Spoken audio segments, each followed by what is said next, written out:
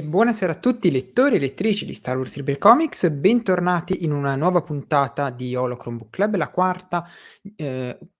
terza, la chiamiamo quarta, ma la terza purtroppo non è mai avvenuta perché avevamo tutti l'influenza di questa stagione. Con me anche Lorenzo che si è aggiunto in corsa durante la sigla, grandissimo Lorenzo, buonasera.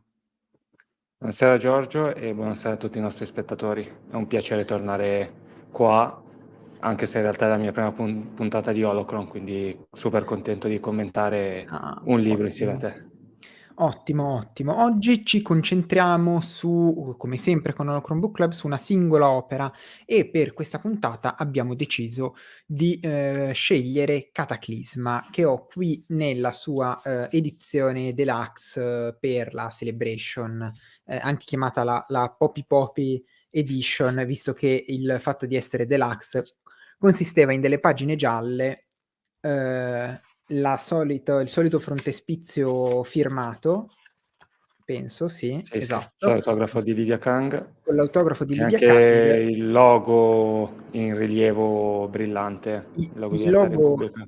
esatto, il logo in rilievo brillante dorato, ehm, e alla modica cifra di, neanche c'è scritto, ma meglio così, penso 35. 30 sterline, 30 era, 30. Sì, dovrebbe Tre- esserci tre- tre- scritto 30 sulla sterline? Sì, 30 30 sterline, quindi sterline. 35 euro, ma del resto noi le pagliacciate siamo abituati a farle.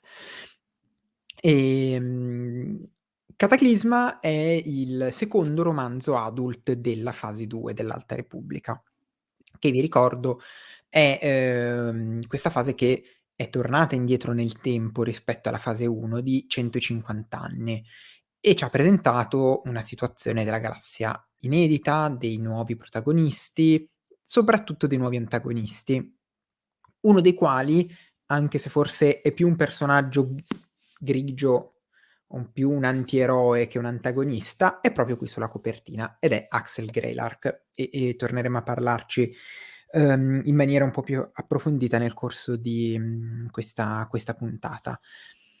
Secondo romanzo adult, anche ultimo romanzo adult di questa fase 2, in cui i romanzi adult secondo me sono stati messi un pochino da parte rispetto agli young adult, che invece contenevano uhm, forse la quantità di lore, e di informazioni di backstory per la fase 1, diciamo che era contenuta secondo me più nei romanzi young adult che in questi romanzi per adulti.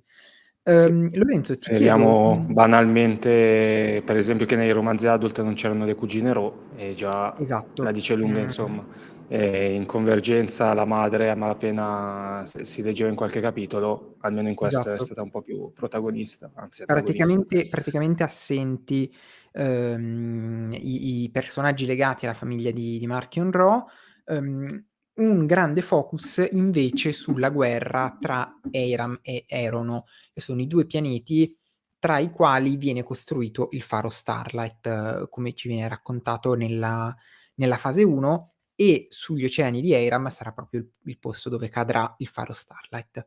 Per iniziare, Lorenzo, ti chiedo un po' un commento abbastanza breve, ma insomma di dirmi un po' la tua, perché i lettori hanno già letto la mia recensione, spero, sanno un pochino già come la penso probabilmente e quindi vorrei iniziare dandoti la parola.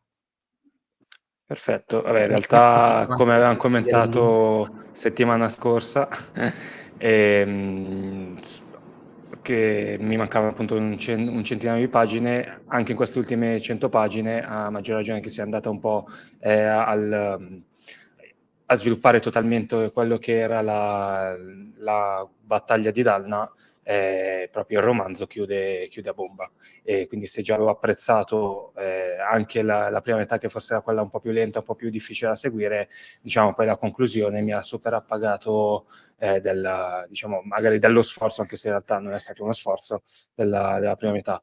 E mi è piaciuto come sono stati gestiti tutti i protagonisti, Jedi, e anche il rapporto che abbiamo visto poi tra Axel e appunto sua madre, mentre gli antagonisti, secondo me, Binnot, adesso non mi ricordo se era già stato citato nelle opere precedenti, che ogni tanto spuntava qualche altro membro del Sentiero, non mi ricordo se era lui o qualcun altro, se Binnott ha dici? sì, sì Binnott, se Mh-mh. era Mi l sembra tra di no, virgolette la sua perché prima. secondo me compare per la prima volta qui, forse fa una comparsata uhm, in Convergenza, ma non sono sicuro.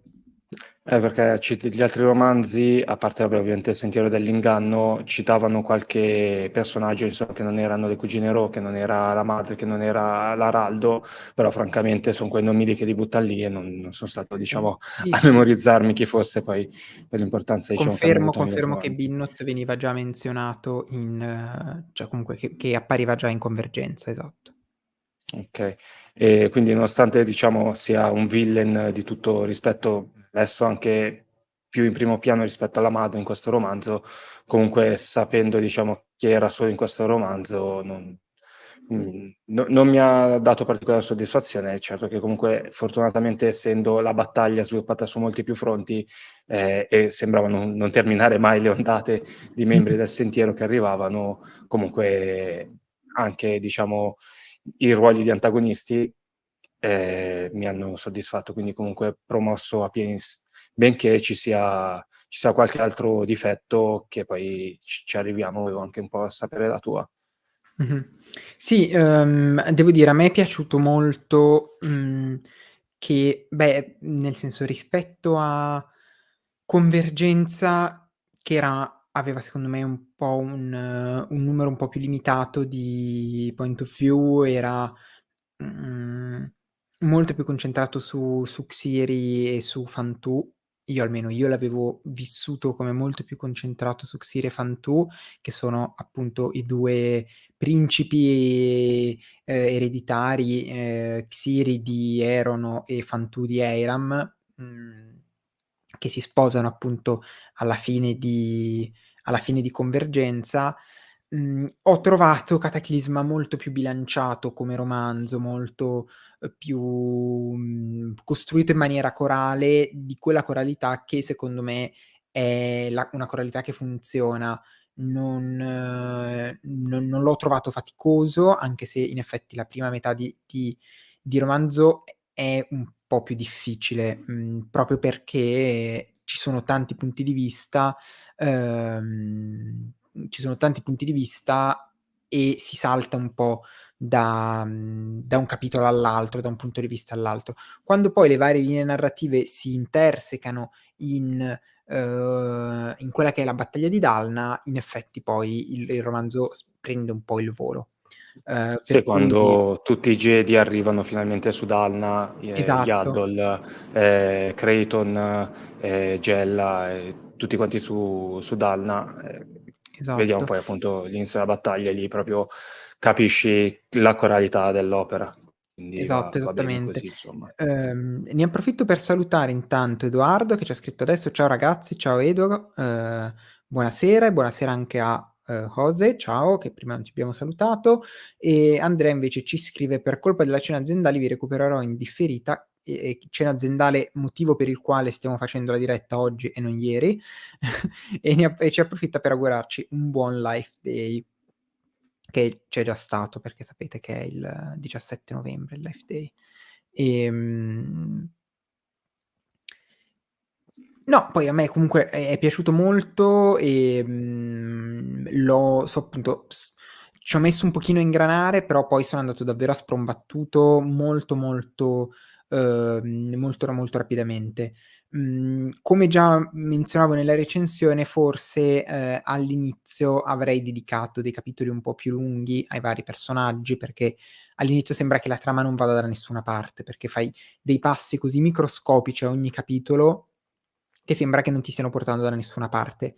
Poi è ovvio che quando e siamo anche noi un po' forse sorpresi allo stesso modo dei Jedi, quando iniziamo a vedere quanti Jedi ci siano su Dalna, per tutta una serie di disparati motivi, allora lì ingrana tutto per bene e, il ritmo viene davvero ben gestito, secondo me, in una sequenza che poteva essere molto difficile e anche molto confusa. Invece secondo me si è mantenuta molto chiara. Non so se anche tu, almeno io l'ho trovato molto chiaro nelle sue parti più concitate, e il libro era scorrevolissimo e molto, molto piacevole, ecco. Sì, sì, sono assolutamente d'accordo. È sempre molto difficile quando, devi narrare di una battaglia, di una guerra, comunque riuscire a rispettare tutti i vari campi di battaglia senza generare confusione al lettore. Secondo me, in quelle nei capitoli in cui la battaglia viene narrata, appunto, Lidia lo fa molto bene. Quindi va Mh-mh. ottimo. Cioè sicuramente, appunto la battaglia di Dan è proprio l'appagamento finale comunque di aver seguito anche romanzi adult ed è stato super soddisfacente leggerla perché è Mh-mh. gestito tutto perfettamente secondo me.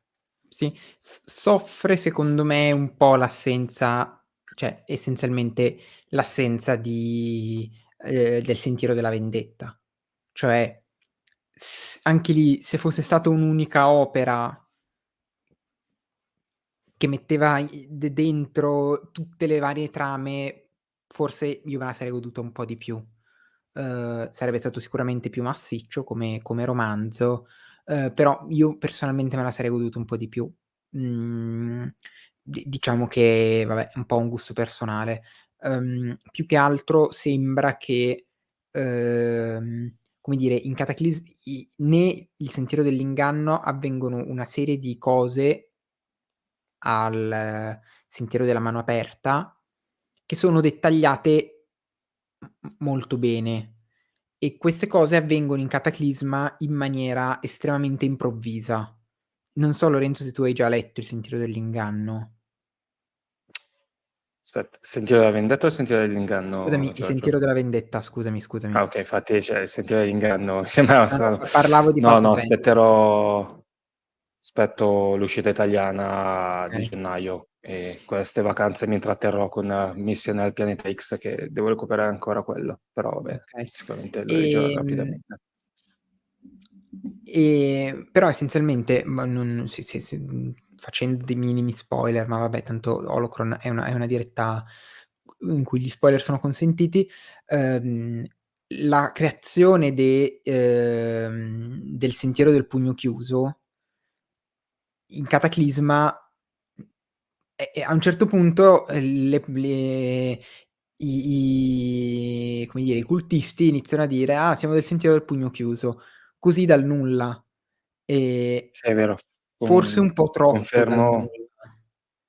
Confermo che mi ha fatto strano e infatti, credo cioè mi ha fatto strano perché appunto lo tiran fuori così a caso senza introdurlo, poi vabbè io lo conoscevo credo perché forse l'hai citato te nella recensione del Sentiero della Vendetta, Sì, sì, quindi sì. avevo capito insomma che era una parte del sentiero del Sentiero della Sì, Mano Aperta, una quindi ho cellula, detto: esatto. "Basta". Ehm, quindi ho detto: cerchiam di capire e poi sicuramente verrà approfondita la cosa." Mh-mh. Anche perché poi appunto, sempre leggendo la recensione avevo capito che comunque la battaglia di Dalna torna preponderante, penso più dal punto di vista del sentiero, nel Sì. Sentiero della Vendetta appunto. Esatto, e poi siccome diciamo che, essendo il sentiero un po' l'antagonista in questa battaglia, in Cataclisma io ho avuto un po' l'impressione che non finissero mai, cioè ma quanti sono questi del sentiero? E Sì, sembra anche che abbiano perché sia nella battaglia di Jedha e vabbè nel Sentiero dell'Inganno che, sono le 2 opere in cui si son visti di più, sembravano un gruppo di 30, 40 persone, cioè un culto sicuramente sì, di una certa rilevanza, un ma centinaio avere forse. sì, cioè, in Cataclisma sembra un esercito, veramente di 5, 10.000 soldati che veramente continuano ad arrivare. No vabbè, Esatto. 5.000 non sono tanti però, ehm, co comunque con tutti i Jedi che vengono sopraffatti, è vero che qualcuno dei senza nome, però, erano comunque un numero più importante di quello che, si era fatto intendere nei romanzi precedenti, secondo me. Sì. Intanto salutiamo anche Joey Kenobi, buonasera a te, e anche Dylan, buonasera, che ci chiede: "Essendo nuovo, come funziona il format?" Allora, Holocron è una diretta di approfondimento su una singola opera, per cui se hai presente, Archivio Jedi, Archivio Jedi è la diretta in cui, il secondo lunedì del mese, commentiamo brevemente, tutte le opere uscite il mese prima, per cui, 2 settimane fa, in realtà settimana scorsa però, settimana scorsa abbiamo parlato di tutte le opere uscite a novembre. A novembre abbiamo parlato di tutte le opere uscite a ottobre e così via, così avete il tempo di recuperarle. Facciamo dei commenti brevi, è più una diretta di recap, tipo: "Okay, sono uscite queste opere, parlano di queste cose, queste sono le nostre impressioni." E poi facciamo un segmento news. Poi una di queste opere la scegliamo, o la scegliete voi lettori a seconda di quanto abbiamo voglia di farvi scegliere essenzialmente, ehm, e l'approfondiamo nella puntata di oggi, cioè della diretta di Holocron Book Club. Siamo sempre io più, un altro membro della redazione, a volte sono da solo se c'è qualche disdetta all'ultimo momento, e si parla liberamente delle nostre impressioni, di varie tematiche che secondo noi il libro tratta, che vogliamo approfondire. Si fanno spoiler perché ci aspettiamo che abbiate già letto l'opera se state guardando la diretta, quindi si fanno spoiler senza problemi, ed è una diretta abbastanza breve nella sua idea, per cui di solito si sta sui 45 minuti circa di diretta. Chiusa la parentesi su Holocron Book Club, vai a vederti le puntate della scorsa stagione e di questa stagione già andate in onda. Sì, esatto. Se trovi la playlist Holocron Book Club con tutti i video dell'anno scorso e le prime puntate di questa stagione, se trovi qualcuna, diciamo, su qualche opera che hai letto, seguila, perché comunque lo svisceriamo per bene, o almeno ci proviamo. Esatto. E ovviamente poi ci sono i vostri commenti di chi ci segue in diretta, che ovviamente ci può dare un po' le sue impressioni, le sue opinioni. Siamo felici anzi di leggerle e di commentarle insieme. Uhm Io nella recensione ho scritto che, secondo me, uno dei temi principali di Cataclisma, uhm, è la solitudine, con tutte poi le sue difficoltà. Cioè, essere da soli, essere isolati, significa anche essere deboli. Uhm Secondo me è uno dei temi principali perché si declina molto bene, o meglio Lydia Kang lo declina secondo me molto bene, sia sui protagonisti che sugli antagonisti. Uhm Per quanto riguarda i protagonisti, io ho ritrovato abbastanza emblematica, appunto, tutta la sequenza sulla battaglia di Jedha, di Dalna vera e propria, per cui abbiamo i Jedi che da soli più si dividono e più sono in difficoltà, quando invece riescono a ritrovarsi, a riunirsi, allora, unendo le forze riescono a vincere. Ma secondo me ancora di più è emblematico il personaggio appunto di Axel Greylark. Un personaggio che secondo me è stato, molto ben approfondito, forse e non so bene perché, ma almeno questa è una mia impressione da, bazzicatore di Twitter e degli altri vari social, mi sembra che sia piaciuto un po' più all'estero che da noi, ma, globalmente comunque mi sembra che la fase 2 in Italia sia stata seguita meno della fase 1. Questa è un po' una mia impressione, poi magari mi sbaglierò, ma mi sembra che Axel sia piaciuto un po' più all'estero rispetto che da noi. Tu cosa ne pensi di Axel? A me non era piaciuto molto in Convergenza. In Cataclisma invece secondo me l'approfondimento è stato di rilievo e mi è piaciuto. Sì, a me in realtà è piaciuto un po' di più in Convergenza, nel senso che a me quei Okay. personaggi, siccome adesso ricordo non benissimo le mie impressioni di Convergenza, però quei personaggi, siccome tipo per 3/4 del romanzo fa un po' lo spacco, fa l'Axel, Sì. soprattutto quando arriva su Erono, comunque lo vedevamo al centro dell'azione insieme ai due futuri sposi e a Gella, e comunque Mh-mh. si capiva che era un personaggio emblematico, e anche quando poi parlava con Gela e si capiva che comunque aveva tanto da dare. E secondo me, invece in Convergenza sicuramente sviluppato, comunque bene, a me non m'ha detto moltissimo, ma ho preferito di più, il personaggio di sua madre.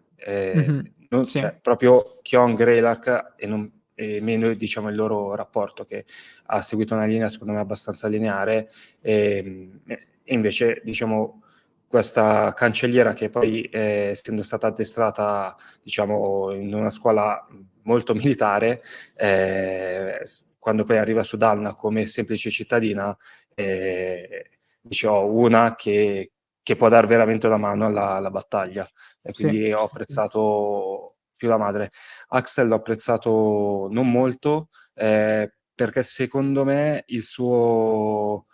la sua scelta giusta, finalmente ne fa una dopo 2 romanzi, arriva non perché cavolo, cioè ha capito che stava sbagliando, ma proprio perché, la fa perché, cioè se avesse continuato a farsi scelte sbagliate in realtà non avrebbe guadagnato nulla, non so se si Mh-mh. capisce. Cioè Sì, lui è lì come doveva se scegliere: uccido il ragazzo, mh-mh. e mi tengo la fiducia di Binnot, ma in realtà, cioè anche con questa fiducia lui aveva già perso tutto dal fatto che, sua madre aveva dato le dimissioni. E quindi, cioè, a quel punto lì cosa Non aveva, era tra virgolette, "da di alcun guadagnarci"? esatto, non era più di alcun utilizzo anche per il sentiero, per cui Esatto. sapeva che sarebbe stato sacrificabile, anche perché è abbastanza inetto poi Axel, non sa sparare, non sa fare niente. Sì. E a quel punto lì non dico che è facile, però, se hai davanti il tuo primo omicidio, e sai che se fai l'altra scelta avrai sicuramente comunque l'amore e la fiducia delle 2 persone che ti vogliono bene, Jell e sua madre, Mh-mh. secondo me non è stata così difficile come scelta. Se avessero voluto, secondo me, sviluppare meglio la sua scelta, magari poteva mandare un messaggio diverso a sua madre e dire, cioè, e in quel momento lì mandare a quel paese il sentiero e poi affrontare le conseguenze di questa scelta e affrontare il sentiero da solo. Mh-mh. Ehm, Sì, Invece di diciamo che dire: è "Vieni una così ti catturiamo e ti usiamo per conquistare la sì, galassia". diciamo che forse è una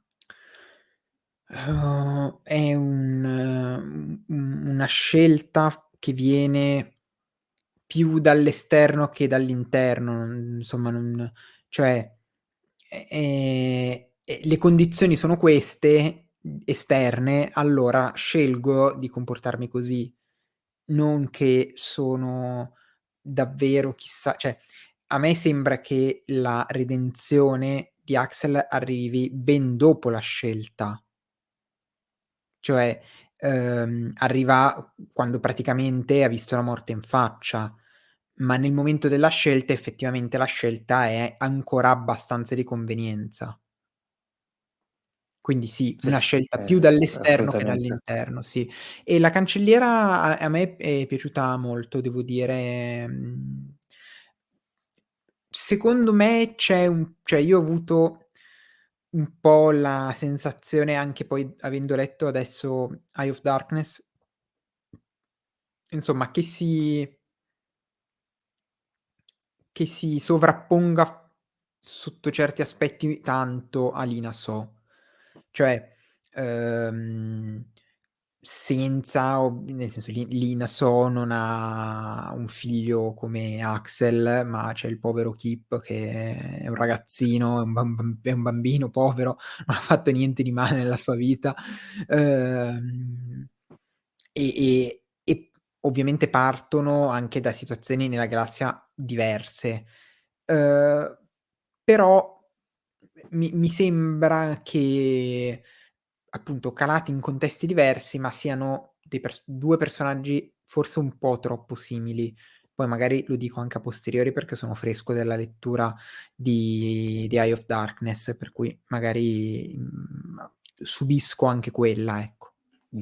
Sì, dai ricordi che ho della fase 1 di Lina So, è quello che mi aspettavo da un cancelliere della Repubblica, comunque fa le sue Sì. cose diplomatiche come, alle celebrazioni delle grandi opere, durante la battaglia di Valo cerca di rimanere al sicuro protetti dai guardie da Stellan e fa Mh-mh. poco altro, cioè tiene più un ruolo politico, poi non so appunto in Sì, Eye of sì. Darkness Sì, no, ma diciamo che come mi sia sembrano sviluppato. entrambe dei personaggi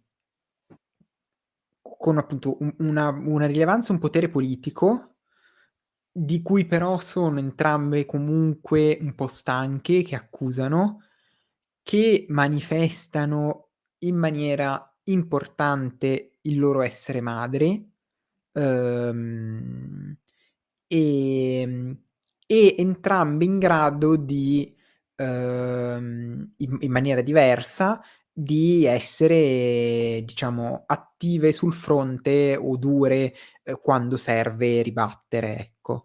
Quindi insomma io le trovo abbastanza simili, però questa è un po' una considerazione un po' così. Probabilmente è un po' lo stereotipo della donna politico, madre, non giovanissima, insomma è facile po cioè è il modo più semplice per scrivere un personaggio del genere poi probabilmente. Uhm Per quanto riguarda, i Jedi invece, quale hai preferito? Perché io sono rimasto abbastanza deluso da Gella, perché io non so perché, ma mi viene da dirlo con la G dura, come GIF e GIF. Sono due scuole di pensiero. Quindi sono rimasto deluso no, però insomma non mi ha fatto impazzire Gella. E sono stato invece contento di rivedere, Creaton Sun, Aida Forte e poi mi è piaciuto un sacco Yaddle. Sì, sono d'accordo su tutto. Gella ha un percorso abbastanza lineare senza nessun particolare spicco, cioè fa quello che ci si aspettava, Mh-mh. tiene un po' il faro di speranza, un po' di Axel che Sì. rimane lì un po' Si fa fregare come era nascosto. prevedibile che si facesse Sì, fregare, perché non poteva assolutamente. esserci altra, risoluzione che non il Gela che si fa fregare, esattamente. E poi partecipava alla battaglia senza cioè appunto, senza particolari motivi per cui diceva potremmo dire personaggione. Mh-mh.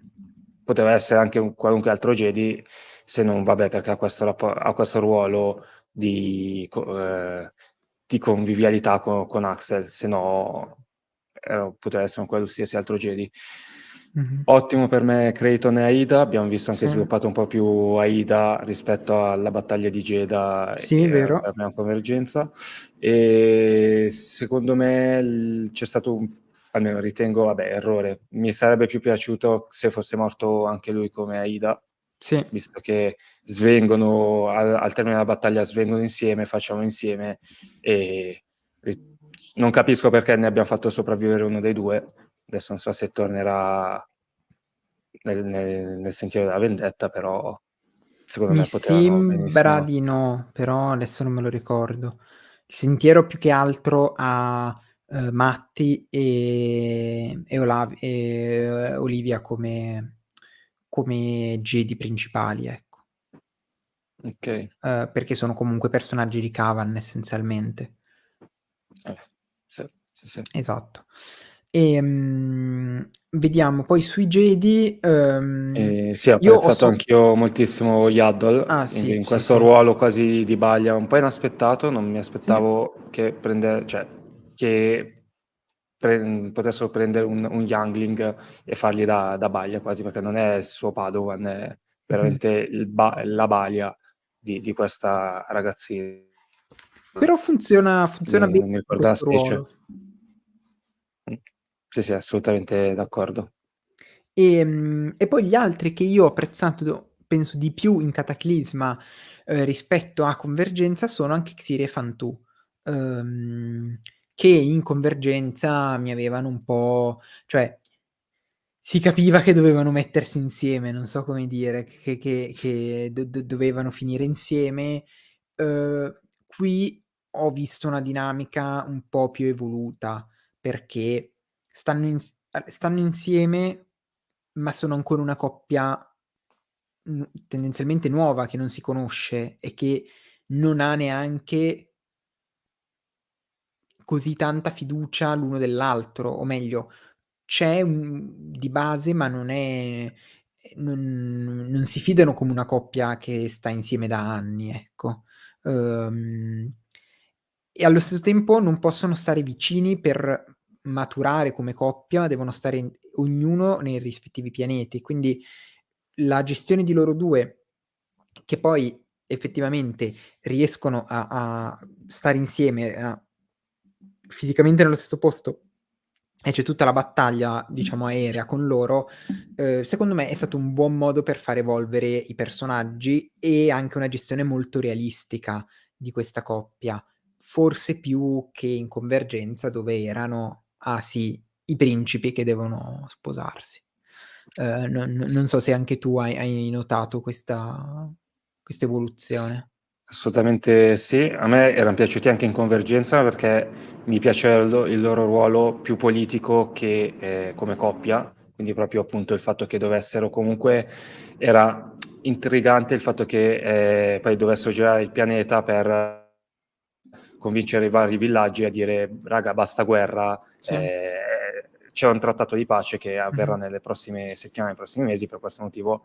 E comunque, come coppia politica stava funzionando. Poi è chiaro, son d'accordo, effettivamente la loro relazione non poteva essere sviluppata visto che si erano appena conosciuti, ottimo che comunque siano state sviluppate in quest'altro romanzo, anche se, comunque dovendo dar spazio alla cioè a tanta guerra e a tutti gli altri fronti, ehm, avrei voluto sì più pagine anche su di loro, però vabbè, non si può avere un romanzo di 800 pagine Mh-mh.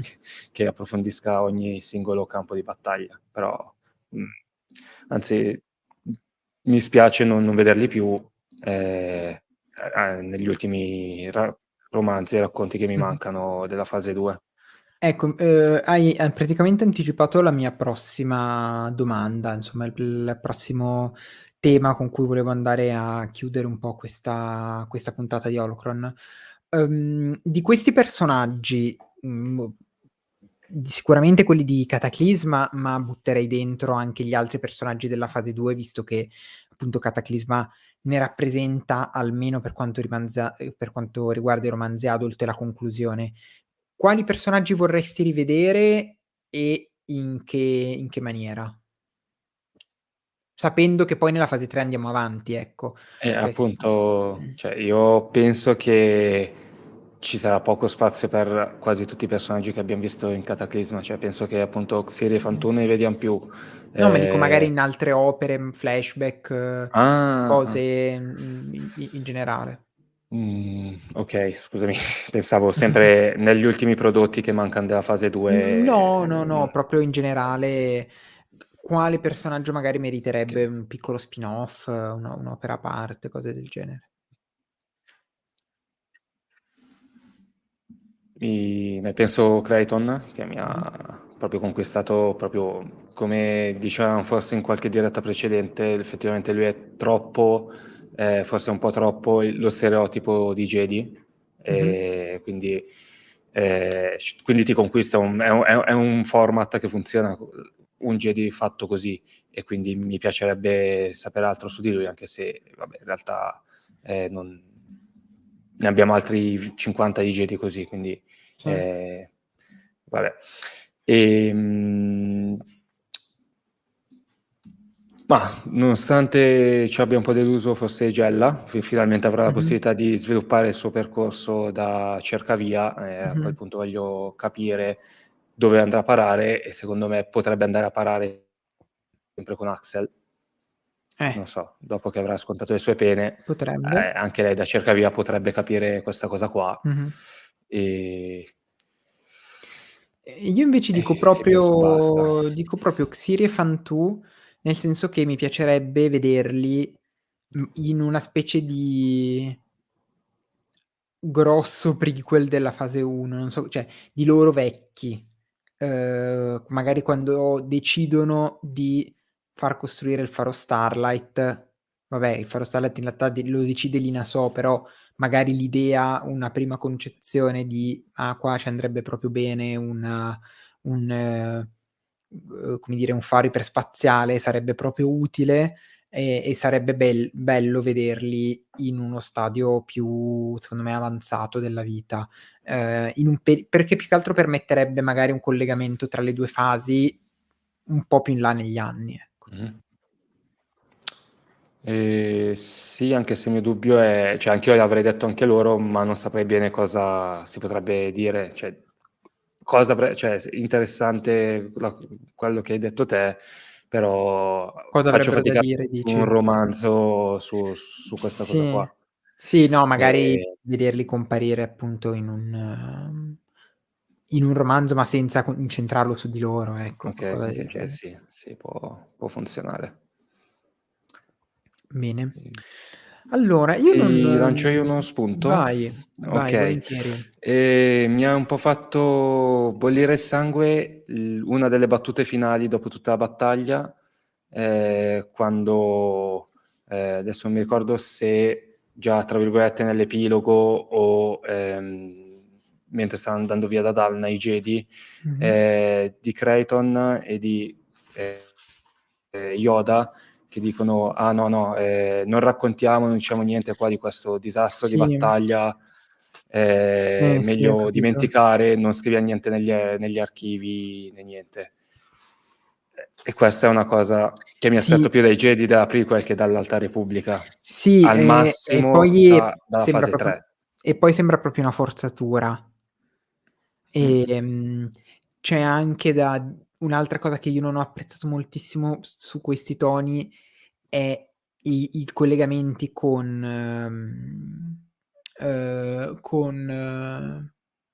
prima del disastro, in cui si parla di Dalna e che c'è stata tra gli abitanti di Dalna, i Jedi, Mh-mh. ehm ma gli abitanti di Dalna non sono stati davvero, cioè sì, sono stati coinvolti nella battaglia perché a un certo punto danno anche loro una mano, Però eran ma comunque volontari, tra l'altro. cosa? Eran comunque volontari. 1 erano Adesso volontari e 2 eh. cioè, in che modo gli abitanti di Dalna dovrebbero accusare i Jedi di quello che è successo? A meno che non si riferiscano ai messaggi che la madre, diciamo, manda in giro per la galassia dopo la battaglia di Jedha, che dice: "È colpa dei Jedi, noi ci hanno siamo noi le vittime", però in che modo questa battaglia su Dalna dovrebbe essere colpa dei Jedi, almeno agli occhi dei dalniani? Mhmm, non lo so, anch'io ho trovato il raccordo di questa battaglia con il resto delle sue menzioni, diciamo, nella fase 1 non dei migliori, concordo. Mh. Sì, sì, perché cioè a quel punto o, su Danna c'era solo il sentiero, non c'erano altri abitanti così, e Mh-mh. quindi cioè è chiaro che il sentiero e chiunque si sopravviva alla battaglia e rimanga lì provi odio contro i Jedi, ma appunto gli altri abitanti di Dalna che motivo avrebbero effettivamente? Esatto.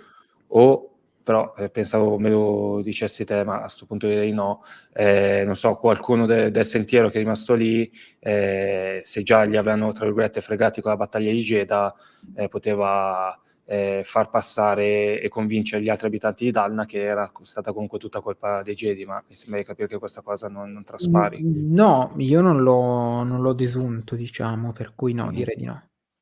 Okay. Mh-mh. No, tra l'altro ricollegandoci appunto a Yoda e Creighton che nascondono tutto, mi chiedo a questo punto questo mistero dei senza nome che avevan già vissuto nella fase 1 e tra virgolette riviviam nella fase 2, anche perché adesso dopo questa battaglia, almeno a Yoda e a Creighton è chiaro che ci son delle creature che ti disconnettono dalla forza, ti fanno provare, cose terribili e come va Sì. poi a riscoprirlo nella fase, cioè nella fase E 1? È vero che, cioè se veramente solo Creighton e Yoda lo sanno, Creighton, ovviamente essendo un umano, non c'è nella fase 1, e Yoda sparisce proprio all'inizio, nel primo numero di avventure, e torna poi in Orizzonte di Mezzanotte. Ok, nessuno lo sa, però è, tra virgolette, una forzatura per riproporre questo scenario di scoprire senza nome tra le due Mh-mh. fasi. E quindi, cioè, adesso mi aspetterei che nella fase 3, che c'è Yoda, dica: ah sì raga, ma c'era i Sì, senza tra nome li abbiamo già l'altro affrontati 150 anni fa. non so se tu hai E letto gli spoiler su Shadows of Starlight, per cui se sai chi compare, cosa compare. No. qualcosina ho intravisto nelle tavole, ma non ho letto No, dialoghi, cosa si diceva. allora non dico niente, perché sarebbe un po' spoiler per la Ok, fase 3 in effetti. Ehm, ok, Però non so se ti ricordi il finale di Orizzonte di Mezzanotte invece, di quello possiamo parlare. ok, Yoda sì, arriva insieme a una figura incappucciata, ok. okay? Ehm, Questa figura incappucciata avrà un ruolo rilevante nella fase 3 e non sarà un personaggio del tutto ignoto ai lettori. Eh, l'incappucciato che Raghi ha messo nella guida dell'Alta Esatto, Repubblica? Ed esatto. è un villain? Perché se non sbaglio aveva messo una villain. Non è chiaro, non è al momento non è chiaro. Ok. Non è buono, collabora un po' con i Jedi, perché potrebbe, sapere qualcosa sui senza nome, però non voglio dire niente più di così. Ah, Però magari ti ho messo wow. un po' Eh. di curiosità. Sì, sì, no, vabbè, non vedo l'ora, cioè, di continuare la mia avventura nell'Alta Repubblica. Infatti, Panini fa uscire il Sentiero della Vendetta senza ritardi, grazie. Bene, bene, bene. Allora io direi che, per oggi questa diretta di Holocron Book Club, la chiudiamo qui, anche perché mi si stanno scaricando tipo tutti i faretti, per cui piano piano sto diventando sempre più buio. Io ti ringrazio moltissimo Lorenzo per la compagnia, Grazie a te, Giorgio. in questa serata. Ehm Ringrazio anche i nostri spettatori, Dylan, Giovi, Edoardo, Andrea che ci recupererà in differita, anche Ose che ci fa i complimenti per la recensione del libro, dice che non l'ha letto ma, l'abbiamo incuriosito, per cui bene, sono contento. Secondo me è una bella Sì, lettura. Orizzonte di Mezzanotte? No, Quale? penso Cataclisma in generale. Ok, sì, giusto. Ok, vai. E vabbè, sono le 10:20 per Sì, tutti. sì. Esatto. Quindi, io vi ricordo che la nostra prossima diretta sarà oddio, il secondo lunedì del mese di gennaio no, perché è il mio compleanno, per cui non penso che farò Archivio Jedi la sera del mio compleanno. Io direi che sarà il 15, di gennaio e Holocron corrispondente sarà il 29 sarà il 29 di gennaio, per cui, ehm, direi che questa è anche l'ultima diretta prima di Natale, prima dell'anno nuovo, per cui ne approfitto per chi ci sta seguendo e per chi ci recupererà dopo, anche per augurare a tutti delle buone feste e un buon fine e inizio anno. Lorenzo, noi continuiamo a sentirci diciamo come sempre e grazie ancora per la Yes. compagnia e a tutti anche auguro delle buone letture, sperando che appunto in questi giorni un po' di festa, uno possa dedicarsi anche di più del solito alle letture del lato cartaceo della forza. Quindi ciao a tutti, buona serata. Buonanotte a tutti, buona serata. Ciao ciao.